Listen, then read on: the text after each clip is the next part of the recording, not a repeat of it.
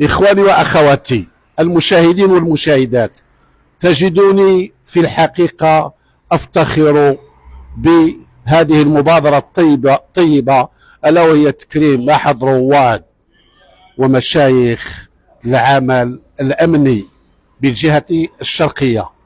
لهذا نعتبره رمز اللي وفر الساكنة إخواني بكل صراحة، الأمن ولا أمان، واللي هو عنوان هذه الدولة الشريفة وهذه المملكة بقيادة رائد البلاد والعباد الملك الهمام الملك محمد السادس نصره الله.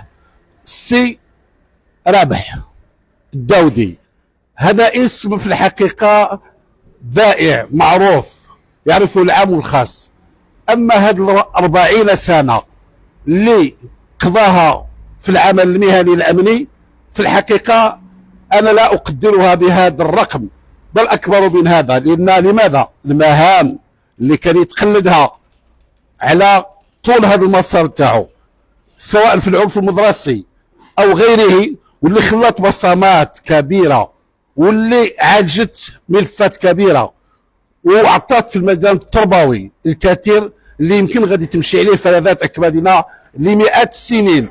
وهنا كنقول باللي هذا رائد، هذا شمخ من الشموخ نتاع الامن بالمغرب. والسي رابح الداودي الاخوان كان رجلا امن، وكان رجل تربيه ورجل اجتماع وصاحب خير مديد. وحنا كنهنئوه ونهنئوا النقابه المستقله للصحفيين المغاربه وواحد الزملاء لم نقل الكثير من الصحافه اللي كيكنوا له كامل التقدير والاحترام للسي رابح الداودي، وعلى ان هذه 40 سنه في الحقيقه اللي عطاها لم يمحوها لا الزمن ولا الدار، وهذه تبقى مكتوبه على الصخر ويبقوا دائما يفتخروا بها الوجديين والجهه الشرقيه. وشكرا.